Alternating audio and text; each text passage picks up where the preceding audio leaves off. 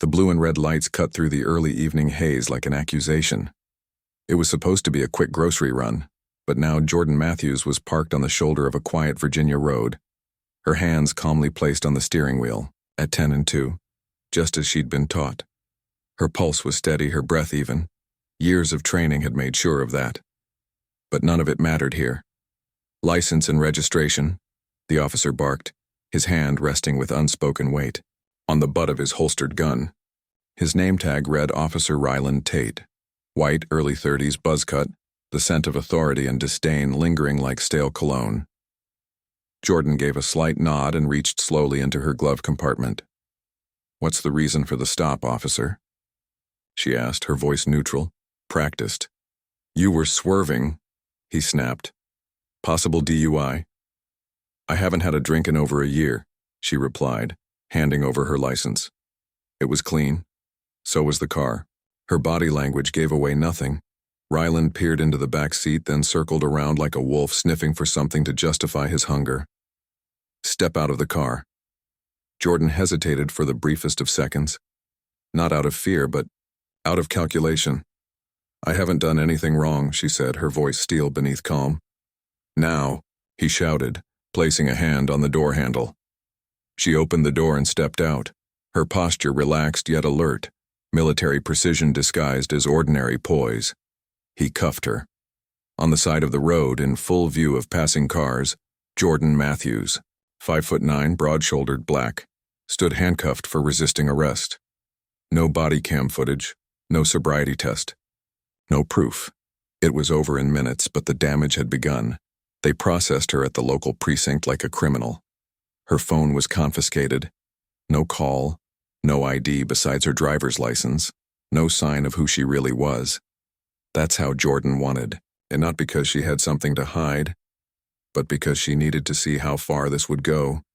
She had lived her life behind the curtain of service.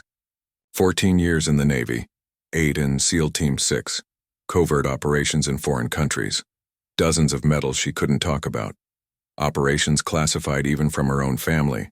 She had led men twice her size into fire, swum under oil rigs, in blackout conditions, and survived 3 IED detonations. She had buried teammates, but none of that mattered here. Here she was just another black woman with attitude, driving too confidently through a white neighborhood. Ryland Tate wrote the report himself. Subject appeared agitated, slurred speech, strong smell of alcohol, became verbally aggressive when questioned, refused to comply, handcuffed with minimal force. Every line a lie, every sentence a noose. The department backed him immediately. It always did. The courtroom date was set within the month. Jordan didn't ask for special treatment. No lawyers called in favors. She wanted the truth to play out publicly.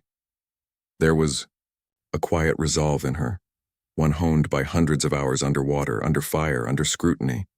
If there was going to be justice, it would be earned, not handed to her by virtue of rank or past. Let them underestimate her. Let them write her off as another angry black woman. They had no idea what storm they'd just cuffed.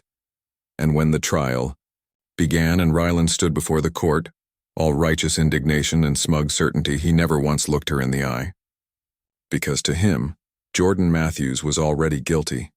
But what he didn't know, what no one in that courtroom knew, was that the woman in front of him had once interrogated warlords, outmaneuvered drones, and evaded death in silence. And now, she was ready to speak. The courtroom was packed tighter than anyone expected. A misdemeanor resisting arrest case shouldn't have drawn much attention, but word had traveled, quietly then quickly. Not about who Jordan Matthews was, but about what might be exposed. The judge, an aging man with a gray beard and an impatient gaze, adjusted his glasses and called the court to order. Fluorescent. Lights buzzed above like wasps in a hive. Jordan sat silently next to her public defender, a young, ambitious attorney named Clara Ortiz. No medals on her chest, no salute. Just a simple, steel-gray suit and her composure. Across from her stood Officer Ryland Tate, freshly pressed uniform, jaw clenched just tight enough to show strain. He took the stand confidently, He had told this story before, dozens of times in similar courtrooms, each time convincing a judge or jury that he was the professional, the victim, the authority figure under threat. He didn't doubt this one would be any different. He adjusted the microphone, cleared his throat, and began.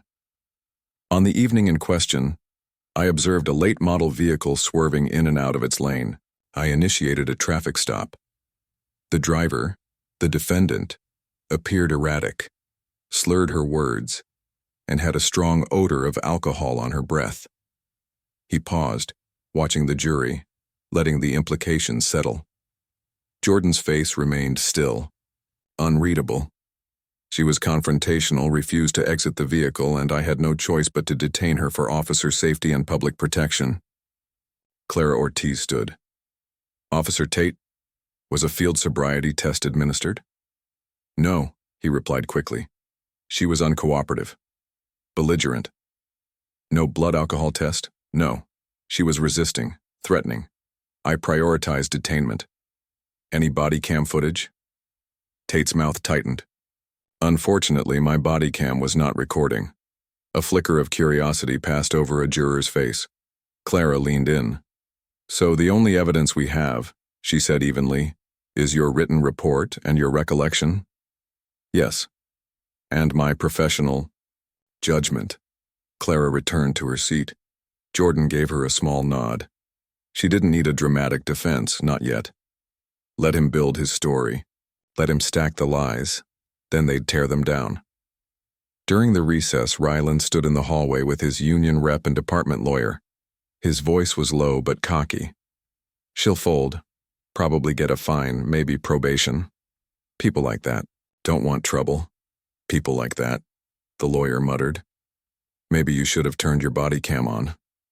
Ryland shrugged. Didn't think I needed it? She was twitchy. Looked like trouble. Besides, I've handled worse. What he didn't know, what no one around him knew, was that every move Jordan made had been calculated from the second he cuffed her. She had let herself be processed. Let the assumptions build. Let the system do what it always did to people who looked like her. She knew this dance, knew what they expected, and she was about to give them none of it. Back in the courtroom, Clara called their first witness, a retired Marine named Theo Carter, who lived 2 blocks from where Jordan was, pulled over. He had happened upon the scene just after it happened. I saw her standing there handcuffed, he said. She wasn't resisting, wasn't yelling, just still. Did you hear any threats, see any erratic behavior? No. She was calm. Didn't look drunk to me. Looked more like she'd been targeted. Ryland frowned. His story was starting to wobble. Clara didn't press further. Just let the truth start to chip away. Jordan didn't react. She didn't need to. That was the thing about special operations. You learn to let your enemy reveal their own weaknesses. This wasn't a courtroom anymore. It was the beginning of an op. The difference was, this time the battlefield was legal, and the enemy was arrogance. The courtroom murmured as Theo Carter stepped down, his calm demeanor lingering like smoke. Officer Ryland Tate clenched his jaw. He hadn't expected pushback, certainly not from a witness like that. A veteran siding with a defendant? It bruised his image. But he still had the badge, the narrative. And in his experience, that was enough. Jordan Matthews remained motionless. Her stillness wasn't passive. It was control. In the field, stillness could mean survival. In court, it meant power. As the judge recessed for lunch, Clara leaned toward Jordan. We're getting under his skin. I can push harder in the next round, but we still don't have what we need to break this wide open. Jordan met her eyes for the first time since the trial began. Then it's time to start showing who I really am. That afternoon, Clara filed a motion to enter sealed documents into the court record. The prosecution objected immediately. Your Honor, the assistant district attorney said, this appears to be a dramatic stunt. The defense has yet to explain the relevance of these documents. Clara stood confidently. The relevance will become clear and it directly challenges the credibility of the arresting officer and the context of the arrest itself. The judge frowned, reviewing the manila folder Clara had handed him. His eyes scanned the pages. Something shifted in his expression, a flicker of confusion, then disbelief. "Motion granted," he said at last. "Documents will be unsealed and submitted." A court clerk took the folder and began distributing copies to the jury. Ryland's lawyer leaned over to whisper something, but Ryland was already flipping through the packet, then froze. He stared down at the page in front of him. Naval Special Warfare Command Classified. Redacted subject. Matthews. Jordan A. Rank, Commander 05. Assignment, SEAL Team 6. Tier 1. Operative, his face paled. In bold letters below, recipient of the Navy Cross, Silver Star, Bronze Star with Valor. Confirmed leadership of high-risk operations in Afghanistan, Syria, and West Africa. Jordan sat calmly, her gaze fixed on the far wall, as if this revelation were meaningless to her. But it was not meaningless to the room. It detonated like a silent grenade. The jury leaned in. The prosecution flipped through the file with visible confusion. The judge cleared his throat, rereading the top sheet. "Ms. Matthews," he said, addressing her directly for the first time. "Would you be willing to speak about this?" Clara shook her head. Due to the classified nature of her service, she will not provide specifics, but the file confirms her service, rank, and conduct under oath. "Objection," the prosecutor said, voice strained. "This has no bearing on the arrest." "It has every bearing," Clara interrupted. "A woman of this discipline, rank, and record doesn't slur her speech, doesn't threaten officers, and doesn't resist arrest for a minor traffic stop. Officer Tate misjudged her, and assumed his word would be enough to convict her." The room fell into tense silence. Ryland shifted in his seat, sweat visible along his temple. For the first time he looked at Jordan. Really looked. Not through her, not past her. She wasn't some angry civilian who looked suspicious. She wasn't an easy target. She was a battlefield strategist who had decided to let him hang himself, rope by rope. The jury's expressions began to change. Where once there had been vague disinterest or veiled judgment, now there was doubt, reflection, even shame. Jordan leaned slightly toward Clara. "He knows," she said, almost inaudibly. "Now he knows." Clara nodded. "We're not done, but this just flipped the trial." As the court adjourned for the day, Ryland sat frozen, flipping through the file again and again, each citation a reminder of what he'd misjudged. He had cuffed a war hero and told the world she was unstable, and tomorrow he'd have to answer for it, under oath. The courtroom felt different when they reconvened the next morning. Gone was the passive tension of a minor misdemeanor case. In its place stood something heavier, the recognition that something deeper had been exposed. The weight of truth was beginning to tip the scales. Officer Ryland Tate took the stand once more, but the confidence he'd displayed just a day earlier had evaporated. His jaw was tight, his collar uncomfortably snug. Even the prosecution hesitated before prompting him. "Officer Tate," the ADA began cautiously, "now that the court is aware of Ms. Matthews's military background, would you like to revise any part of your report?" Ryland shook his head. "No. Her background wasn't known to me at the time, and it doesn't change the behavior I observed." Clara Ortiz stood up. "Let's talk about what you did observe." She walked toward the jury box slowly, a small stack of printed photos in hand. "Officer Tate, can you describe Ms. Matthews's behavior during the stop, specifically her demeanor?" "She was agitated, loud, non-compliant." "Agitated," Clara echoed. "And yet we have a witness who described her as still and calm. You claim she slurred her speech, yet no alcohol test was administered. You claim she threatened you, yet your report doesn't include any quotes or specific threats. Why not?" Ryland stiffened. "I didn't have time to document every word. It was a tense situation." "But you had time to handcuff her, search her vehicle, and detain her without backup?" he faltered. "Yes, Clara paused, then turned toward the judge. Your Honor, permission to introduce Exhibit C. Traffic stop data from Officer Tate's patrol car. The judge nodded. Granted. The screen behind the witness box lit up, showing GPS tracking. And time logs. Clara pointed with a laser.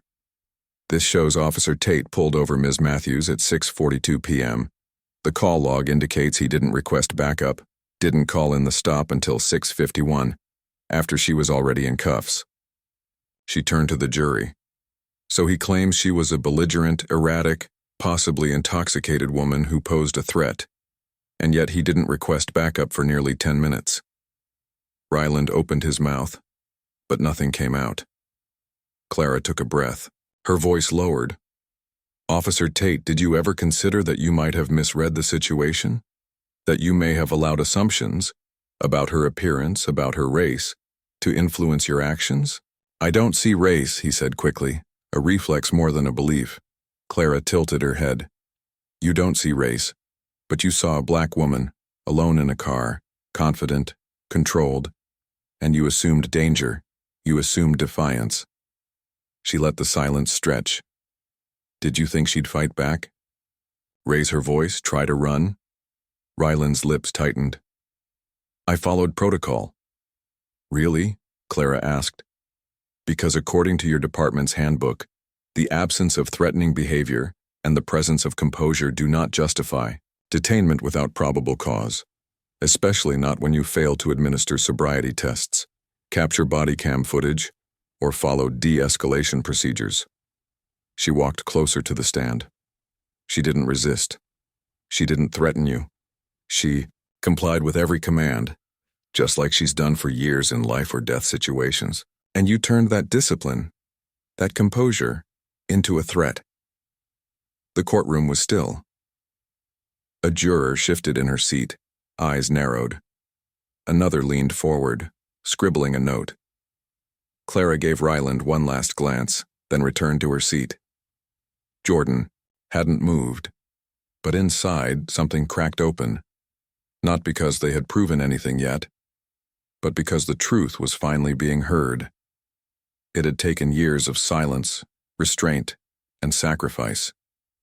But now, with the world watching, Jordan Matthews was reclaiming the narrative, not with fists or fury, but with undeniable, irrefutable fact. And tomorrow, she would speak for herself. The courtroom held its breath as Jordan Matthews took the stand. There was no dramatic entrance, no military salute, just the deliberate, composed walk of a woman used to entering hostile territory without flinching. She wore the same gray suit, but now the jury saw it differently. They didn't see a defendant anymore, they saw a mystery, one that had been underestimated, misread, and nearly erased. She raised her right hand. Do you swear to tell the truth, the whole truth, and nothing but the truth? I do. Clara Ortiz approached with a confidence sharpened by days of careful strategy. Commander Matthews, she began, emphasizing the title. Can you describe your actions on the night in question? Jordan's voice was steady.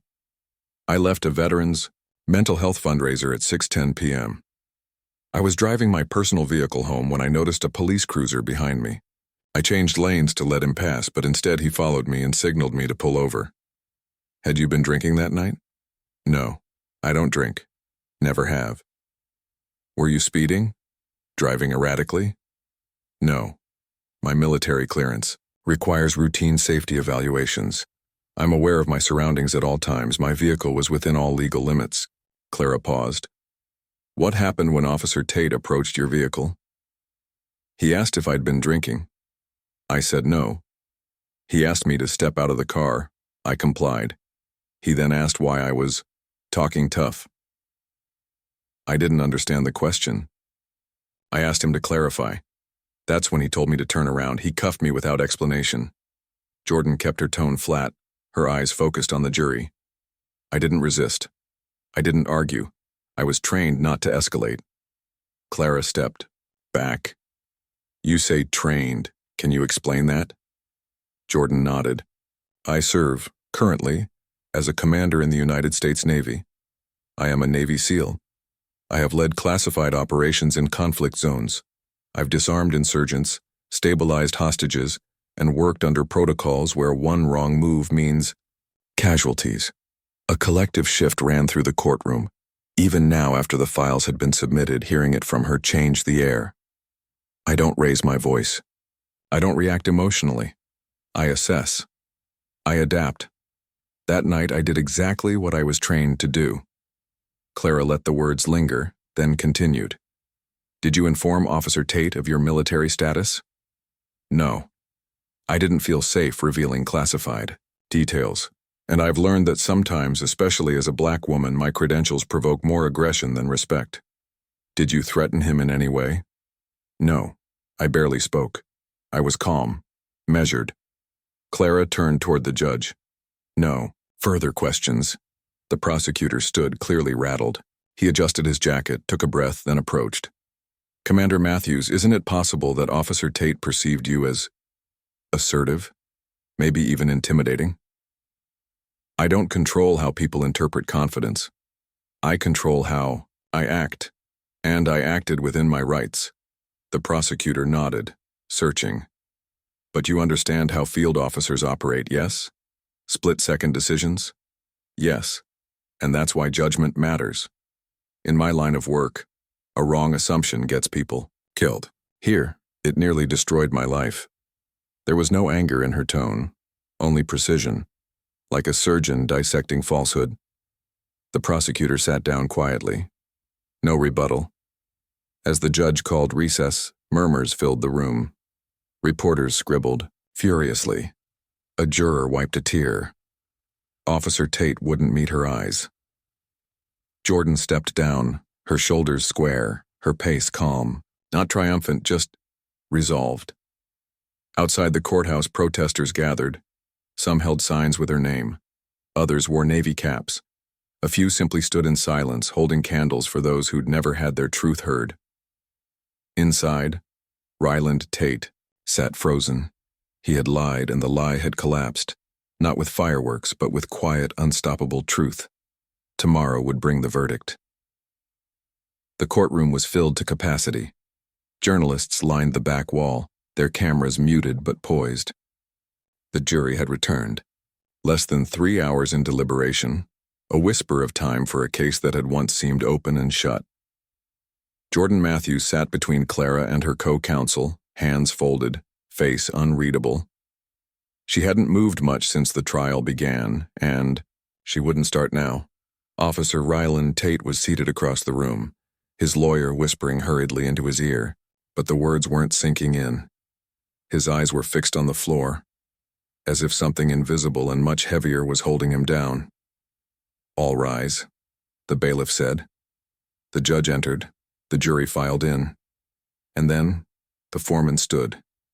Has the jury reached a verdict? The judge asked. We have, Your Honor. A beat of silence. In the matter of People versus Jordan Matthews, on the charge of resisting arrest, how do you find the defendant? The foreman looked up. Not guilty. Murmurs erupted. A gasp escaped from the back row. One juror wiped her eyes. Another nodded slowly. Jordan didn't flinch, but her eyes softened just a fraction. The judge continued.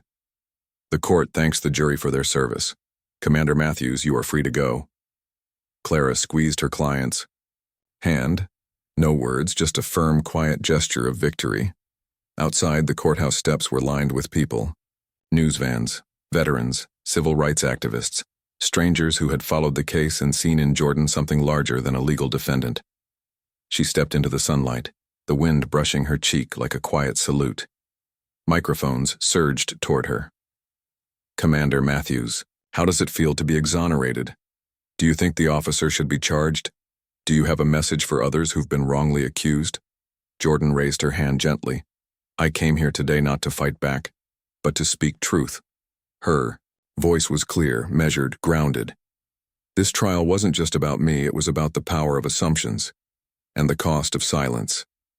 Too often those who serve quietly, who live with discipline and dignity, are the very ones overlooked or mistreated. She paused, eyes scanning the crowd. Justice isn't loud. It isn't theatrical. Sometimes it's a whisper that finally gets heard. Then she turned and walked away. No victory speech, no grandstanding. She was a SEAL. Her mission was complete. Later that week, Internal Affairs confirmed that Ryland Tate was placed on unpaid administrative leave pending investigation. Body cam policy violations, procedural misconduct, misrepresentation under oath. A formal complaint was filed. For the first time in his career, his word alone wouldn't protect him. Meanwhile, the Navy issued a rare public statement. Commander Jordan A. Matthews has served this country with honor, courage, and commitment. Her conduct in and out of uniform reflects the highest traditions of the United States Navy. We stand by her. Weeks passed. Jordan returned to her base quietly. No fanfare, no press. On her desk sat a single envelope, handwritten. No name, just one sentence inside. Thank you for holding the line. She smiled softly, folded it, and placed it next to her medals. She never spoke of the trial again, but others did. Her story became a case study in police accountability courses, in law schools, in quiet conversations between officers learning to confront their own bias, between young women who saw her and realized they too could be powerful and composed, even when the world tried to strip them down. Justice hadn't come like thunder. It came like a tide, rising slowly, steadily, until no lie could stand against it. And Jordan Matthews, Navy SEAL, black woman, warrior, stood unmoved in its wake.